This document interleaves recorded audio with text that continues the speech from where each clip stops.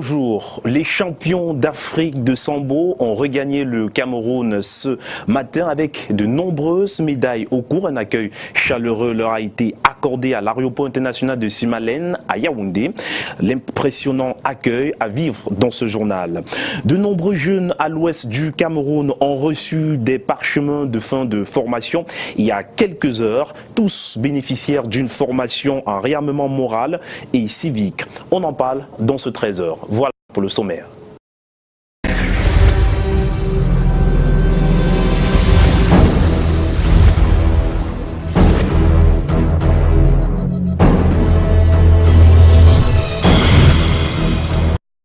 Bonjour et bienvenue à tous au 13h de Canal 2 International. On ouvre ce journal avec notre chiffre du jour qui est 49,8 milliards. En effet, l'État du Cameroun a réglé la dette intérieure à hauteur de 49,8 milliards de francs CFA sur 150 milliards prévus au premier trimestre 2018. Ainsi, le service de la dette publique au premier trimestre 2018 présente de bons points et des moins bons. Pour cette année, la dette du Cameroun s'élève à 162,6 milliards de francs CFA au premier trimestre contre 77,2 milliards au premier trimestre 2017, soit une augmentation de 85,4 milliards en glissement annuel.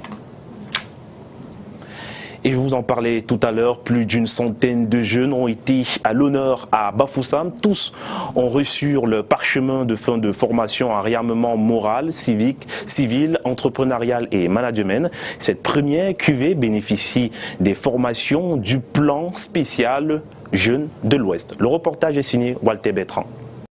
112 jeunes de l'Ouest explosent de joie et témoignent leur reconnaissance. Nous sommes au forum des jeunes du département de la MIFI, couplés à la session de fin de formation en réarmement moral, civique, entrepreneurial et managérial de la première cuvée des jeunes bénéficiaires du plan spécial Jeunes de l'Ouest. Une initiative du Centre communautaire des jeunes de la MIFI, œuvre sociale de Pascal Kiekanté, ministre secrétaire général, adjoint des services du Premier ministre. Objectif majeur, sensibiliser les jeunes sur les différents programmes et projets gouvernementaux mis sur pied par le chef de l'État dans le souci de lutter contre le chômage et le sous-emploi.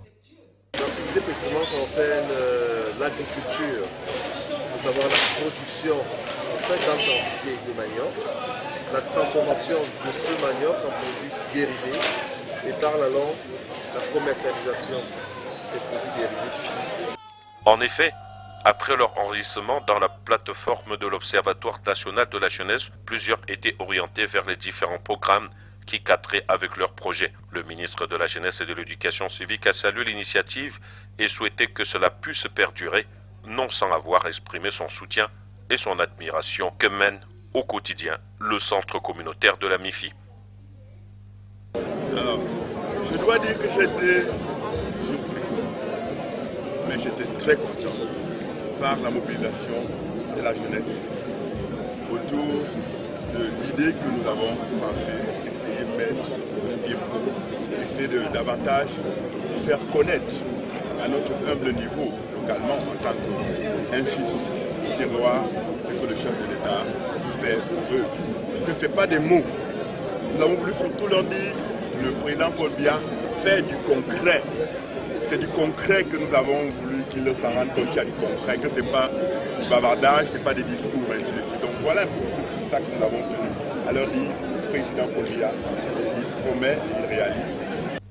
Les jeunes de la MIFI, à la fin de cette cérémonie, ont fait une motion de soutien et de déférence au chef de l'État en l'invitant de se porter candidat à l'élection présidentielle. Allons à la découverte du village artisanal régional de Douala, ce lieu qui regorge de nombreux atouts touristiques. C'est une plateforme d'expression pour les artisans de la ville de Douala qui peuvent exposer, vendre ou encore fabriquer des objets d'art dans ce village. Mireille Flormanet-Défaut et Luther Djomo nous en parlent. Installé sur 2500 mètres carrés de superficie, le village artisanal régional de Douala existe depuis 2013. Nous sommes là il y a un peu plus d'un an qu'on a nommé le personnel ici et on a essayé de tout faire pour porter à la connaissance l'existence de cette structure. Bon, ça n'a pas tellement donné et on estime qu'à partir des œuvres que produisent les artisans, si on achalante, parce qu'il y a des boutiques, il y a des vitrines qui seront ouvertes ici, si on achalante ces boutiques, ça peut être un motif qui pourra attirer le personnel. Ici, des objets d'art et produits artisanaux sont exposés. Les artisans viennent des 4 départements que compte la région. Les conditions pour pouvoir exposer ici, c'est que l'œuvre doit être une œuvre excellente, d'excellente qualité. C'est la première condition. Et la toute première, parce que si celle-là est la deuxième, la toute première, c'est que chaque artisan doit d'abord être enregistré dans la commune où il exerce ses activités. C'est l'œuvre qui excelle dans la qualité, dans la finition, dans l'appréciation qui arrive donc ici, pendant que les autres qui n'ont pas été sélectionnés ne viennent pas ici. Ce village artisanal est l'initiative du ministère des Petites et Moyennes Entreprises, de l'économie sociale et de l'artisanat, dans le but de permettre aux artisans de montrer leur savoir-faire et de vivre de leurs œuvres. C'est un lieu d'encadrement collectif des activités de production, d'exposition, de commercialisation et d'animation réservé aux artisans et aux entreprises artisanales. Donc c'est tout ce qui évolue dans ce domaine qu'on appelle artisanat qui sont à mesure de venir exposer et de venir commercialiser leurs œuvres ici. En plus des espaces d'exposition, ce village comporte également un restaurant, une salle de conférence et des bureaux administratifs. D'autres villages comme celui-ci ont été construits dans les 10 régions du Cameroun. On reste en culture pour parler de musique. Cette fois-ci, c'est un artiste camerounais qui fait la fierté de sa génération. Plusieurs featuring avec des monuments de la musique camerounaise. L'artiste Dino Flow vient de mettre sur le marché discographique un nouveau single intitulé « Que je t'aime » en featuring avec Sergio Polo. Nous sommes allés à sa rencontre. Reportage.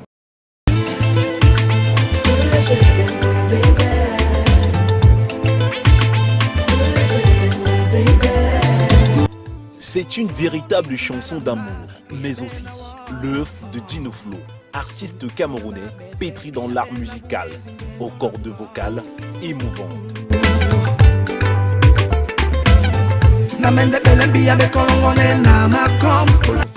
Que je t'aime est le nouveau maxi single de Dino Flow en featuring avec le grand artiste Sergio Polo. Cette chanson parle de la mort, voilà, de la mort que un homme peut ressentir pour sa femme, de la mort qu'une femme peut ressentir pour son homme, donc c'est ça dans tous ses sens. Et quand je propose la chanson à Sergio Polo, il accepte facilement, très simplement, et puis le featuring est parti comme ça. Après les piano-bars et les apparitions dans les cabarets les plus huppés au Cameroun, et son duo avec l'artiste Ben Dekar dans une chanson intitulée Rossignol, Dino Flow se positionne aujourd'hui comme l'un des meilleurs artistes de sa génération. Dino Flow fait dans la bonne musique, voilà, mais avec la formation de chanteur que j'ai eue, voilà, je peux oser tout style musical. Donc je peux me retrouver en train de faire du mangambe, du makossa, du bensikin, du slow, de la pop, donc parce qu'à la base je suis un chanteur de cabaret et puis j'ai eu cette formation là. Que je t'aime est donc le maxi single pour cette année 2018 à consommer sans modération. De quoi bien s'amuser durant ses vacances. Voilà, c'est donc une musique à déguster avec sans modération. En tout cas, cette note avant de nous rendre du côté de Yaoundé. Ce jeudi donc à Yaoundé, la santé bucco-dentaire est en vitrine. Des avancées cliniques et sanitaires seront présentées au Palais des Sports pendant 3 jours. Il s'agit du tout premier salon dentaire d'Afrique centrale sous l'égide de l'Association des chirurgiens dentistes de la sous-région. C'est sous le thème soins dentaires partout et pour tous que se tient cette rencontre. Bon après-midi à vous, Delphine Fonkouteni. Un bon après-midi à tous. On poursuit en politique. Elections Cameroun galvanise et rassure ses troupes dans la région de l'Est Cameroun. La mission conjointe Conseil électoral, Direction générale des élections vient de recueillir les avis du personnel à Bertois et promet d'améliorer leurs conditions de travail. Plus d'informations avec Brand Kamga et Kizito Koumaï. Des images fortes et originales du top management d'Elections Cameroun dans la région de l'Est. Pour la première fois dans l'histoire de l'ECAM, le président du conseil électoral et le directeur général des élections sont à Bertois. C'est un message très fort qu'ils ont adressé. C'est-à-dire que désormais, les 2 organes, conseil électoral et direction générale des élections, doivent marcher main dans la main. Une nouvelle dynamique pour un travail en synergie. Abraham Eno Egbe n'a pas manqué de féliciter l'endurance du personnel d'Elections Cameroun dans la région du Soleil Levant face aux énormes difficultés. Vous êtes resté calé dans votre travail. Malgré les difficultés, malgré le moyen de logistique, malgré les moyens financiers qui manquaient, vous êtes resté égal à vous-même, vous êtes resté dans votre travail. Merci beaucoup. Les problèmes du personnel sont partagés entre revalorisation salariale, avancement, primes, affiliation à la CNPS et surtout la vétusté du matériel roulant et des équipements. Le directeur général Eric Essoussé rassure les employés des dispositions prises. Et l'ECAM à l'Est attend également la construction d'un siège digne pour mieux assurer sa mission régalienne qu'est l'organisation des élections. Centaines d'urbanistes sur le terrain. L'école des métiers de l'architecture et de l'urbanisme vient de livrer ses promotions 2013, 2014, 2015 et 2016. La cérémonie de remise des diplômes qui s'est tenue à l'amphithéâtre de l'École nationale des travaux publics de Yaoundé était présidée par Jean-Claude Bointou, le ministre de l'Habitat et du Développement urbain. Les détails dans cet élément réalisé avec Bertrand Tassé et Francis Nguemnon. Ils sont désormais aptes à planifier, structurer et transformer les villes africaines en général et celles camerounaises en particulier. La centaine de lauréats arrivés en fin de formation et qui reçoivent leur diplôme ici ont chacun une astuce pour se distinguer sur le terrain. Appliquer tout ce qu'on a appris à l'école avec toujours un peu plus de créativité pour des villes bien structurées, planifiées et tout. C'est déjà à la base la planification et à côté de la planification, nous pouvons donc ajouter les outils novateurs comme les compétitivités. La cérémonie de ce jour à l'École nationale des travaux publics de Yaoundé est l'occasion pour Jean-Claude Bointou d'attester de la qualité des enseignements dispensés dans cette école. Nous avons testé les programmes et nous en sommes fiers. Les villes doivent se construire avec des professionnels. Les gestionnaires des villes, que sont les maires et les délégués du gouvernement, ont besoin des professionnels du secteur. C'est pour ça que nous demandons aux ordres professionnels que nous remercions de leur présence, l'ordre des géomètres, l'ordre des urbanistes, l'ordre des architectes, de prendre ces jeunes professionnels en main pour les insérer dans le circuit professionnel. L'École africaine des métiers de l'architecture et de l'urbanisme de Lomé au Togo, qui livre ce 26 juillet ses promotions de 2013 à 2016, répond donc aux problèmes d'urbanisme des villes africaines. La LIAMO est une initiative des chefs d'État africains créée en 1975. Et dans le même sillage, une cinquantaine de jeunes du service civique national de participation au développement de la région de l'Est, également arrivés en fin de formation, viennent de recevoir du matériel agricole afin de mieux se lancer dans le monde professionnel. C'était au cours d'une cérémonie de remise d'attestation présidée par le sous-préfet de Bébé-Natok. Les détails avec Kizito Koumaï et Arnaud Ngefak. Comme une manne qui tombe, les jeunes appelés du service civique national de participation au développement bénéficient chacun du petit matériel agricole.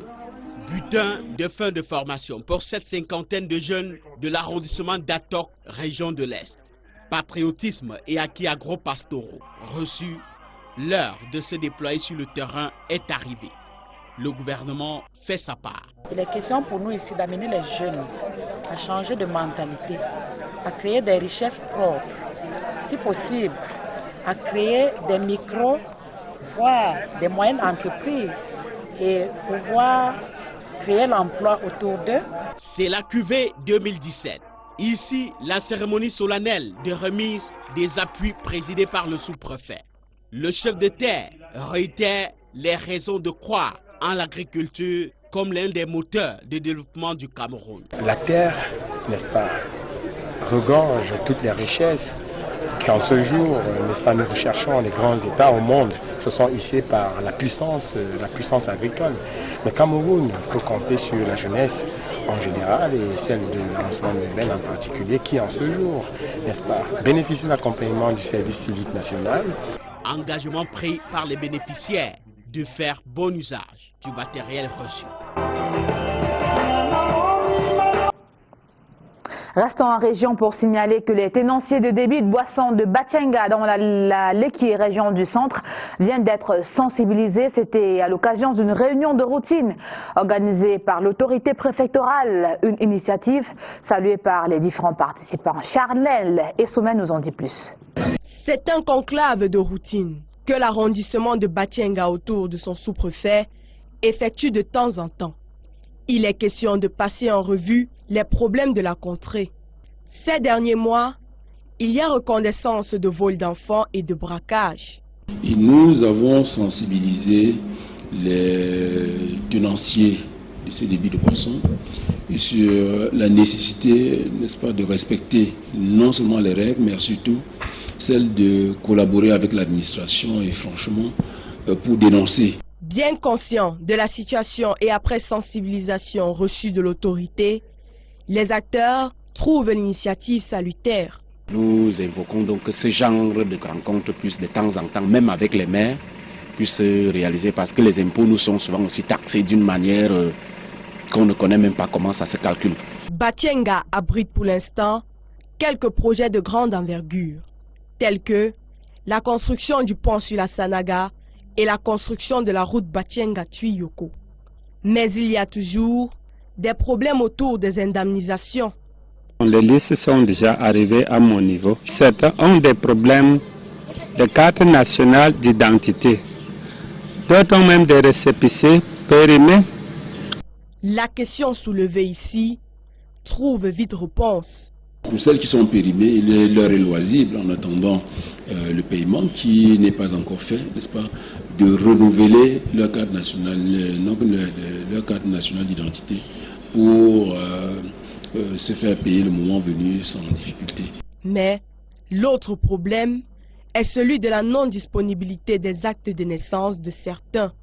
Il faudra pour ce cas attendre les audiences foraines. Des au revoir à Vincent Badi, l'ambassadeur du Sénégal au Cameroun arrivé en fin de séjour. La cérémonie tenue hier à l'ambassade du Sénégal était l'occasion pour le diplomate de dire sa gratitude à ses collaborateurs avec qui il a passé 3 ans de service. Retour sur cette cérémonie de revoir avec Michel Avezor et Serge Aller-Zébou.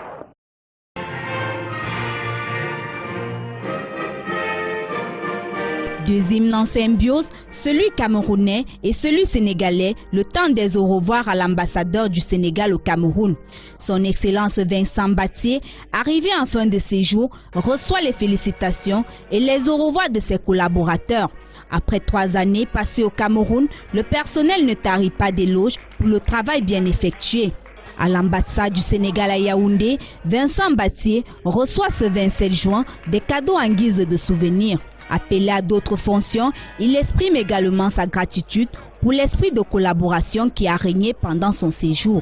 Au moment où je m'apprête à partir de ce beau pays qu'est le Cameroun, je voudrais vous dire combien étaient précieux à mes yeux tous les bons moments passés et partagés avec vous. Aussi voudrais-je vous remercier d'avoir pris de votre temps et de votre énergie pour venir assister à cette réception.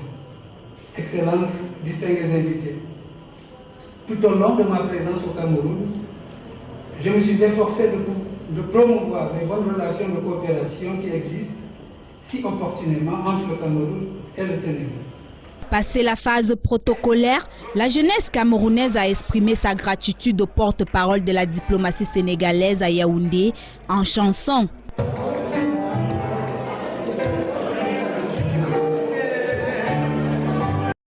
C'est également en chanson que nous vous renvoyons l'antenne à Douala pour la suite du 13h Junior au sein. Merci. En tout cas, on ne va pas danser, mais on va plutôt célébrer le sport. En tout cas, il y a la danse. Hein. Si on a gagné, c'est quand même de la danse en tout cas. Alors, on va danser. Caillé d'un retour au pays natal, les champions d'Afrique de Sambo ont rallié le pays très tôt ce matin avec, dans le gibecier, une moisson non négligeable de métaux précieux. Au bas de la passerelle, un comité d'accueil impressionnant. Alex Lembe pour les détails.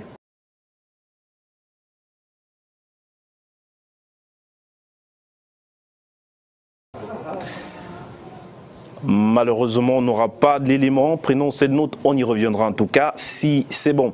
On prend donc cette note en sport. Coupe du Monde, Russie 2018. Les 4 derniers matchs du premier tour du mondial se jouent ce jeudi. Japon contre Pologne, Sénégal, Colombie, Angleterre, Belgique et Paname contre Tunisie. À suivre sur Canal 2 dès 14h30, Sénégal, Colombie et dès 18h30, Paname, Tunisie. Autre note d'information dans ce journal s'ouvre donc ce jour à Bruxelles, le sommet européen sur la migration du 28 au 29 juin 2018. Les États européens s'attaqueront à l'épineux problème migratoire. Le dossier, cependant, divise plusieurs États membres. Plusieurs propositions ont été faites pour gérer le flux de migrants. L'Italie entend créer un centre de protection dans les pays de transit. La France et l'Espagne plaident pour l'instauration des centres européens fermés proches des centres d'arrivée des migrants où seront examinées les demandes d'asile. On va tenter une fois de plus de jouer cet élément. Bon, on nous fait signe que c'est pas possible. C'est donc ici que se referme le 13h sur Canal 2 International. Au revoir.